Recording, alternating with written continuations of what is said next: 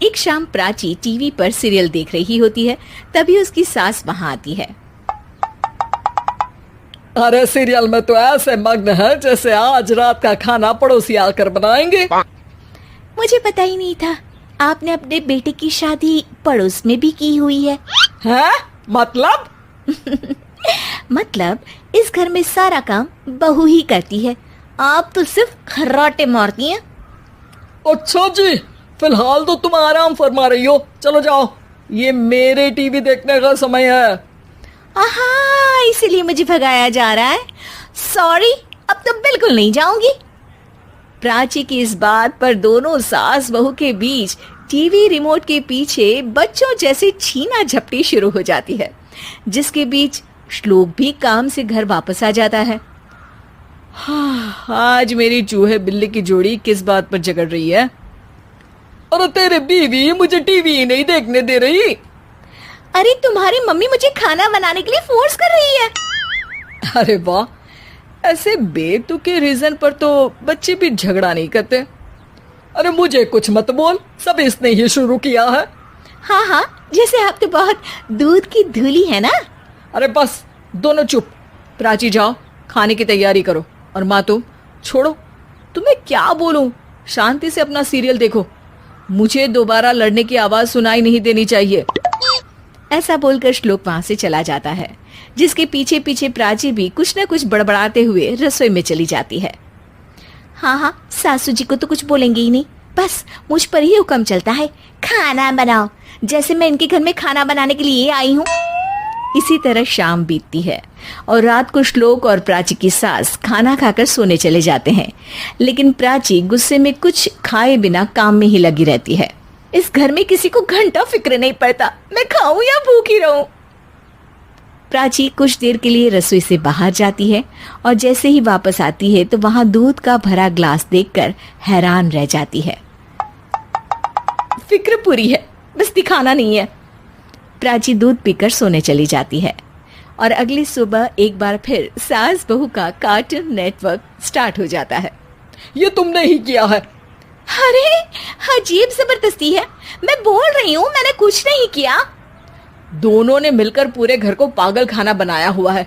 यहाँ कोई नॉर्मल इंसान तो रह ही नहीं सकता, इसीलिए अब पड़ोसी क्या रिश्तेदार भी घर आने से कतराते हैं। और सुन बेटे, तू भी चंगा, तेरी माँ भी चंगी, तेरी बीवी भी चंगी, रिश्तेदार। हाँ जी, आपको नहीं पता क्या, गंगाधर ही शक्तिमान है, रिश्तेदार ही। हाँ हाँ, बस समझ गया। कभी जानवरों जैसे लड़ेंगी तो कभी जुगलबंदी करेंगी। भाई मैं आप दोनों के बीच में नहीं फंसना चाहता। सास बहू की इस मनमौजी जोड़ी से परेशान होकर श्लोक अपना सिर खुजलाता वहां से चला जाता है। चलो अब मैं भी कीर्तन में जा रही हूँ।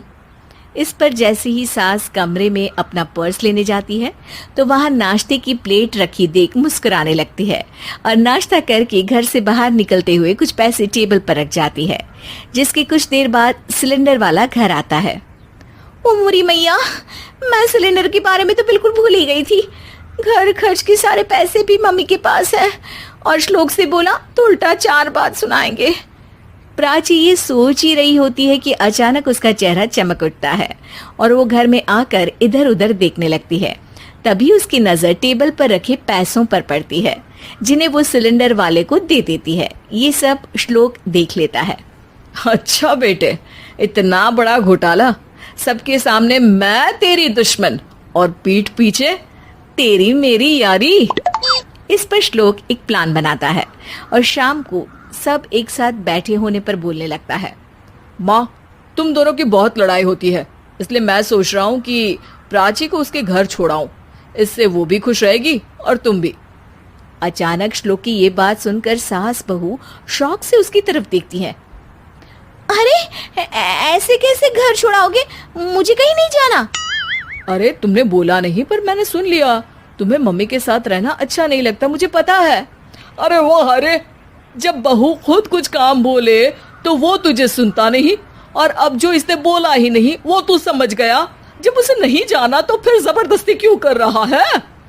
अच्छा, फिर आपको मौसी के घर छोड़ाता हूँ, बस अब आप दोनों एक घर में एक छत के नीचे नहीं रह सकती।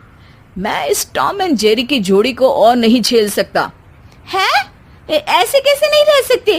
तुम्हें इतनी दिक्कत है तो तुम्हारा बोरिया बिस्तर पैक कर देती हूँ, लेकिन मम्मी जी कहीं नहीं जाएंगी। बिल्कुल यही सुनना था मुझे। अगर दोनों में इतना ही प्यार है फिर हर वक्त ये लड़ाई का नाटक क्यों करती हो? देखा मैंने कैसे माँ किचन में दूध रखती है और तुम उनके लिए कमरे में नाश्ता रखती हो, और कैसे वो पहले ही तुम्हारी दिक्कत समझकर घर में पैसे रखकर बाहर जाती है। अरे भाई, इतना ड्रामा तो डेली सोप में भी नहीं होता जितना तुम दोनों ने इस घर में फैलाया हुआ है। तू हमें टॉम एंड जेरी बोलता है ना, तो याद कर वो दोनों भी एक दूसरे को बाहर वालों की बुरी नजर से बचाने के लिए हमेशा सबके सामने लड़ते थे, लेकिन अकेले में दिक्कत के समय मदद भी तो करते थे। बस हमारा रिश्ता भी कुछ ऐसा ही है। और वैसे भी अगर सास बहू में तू मैं नहीं होती तो दुनिया वालों को कहानियां कैसे मिलेंगी?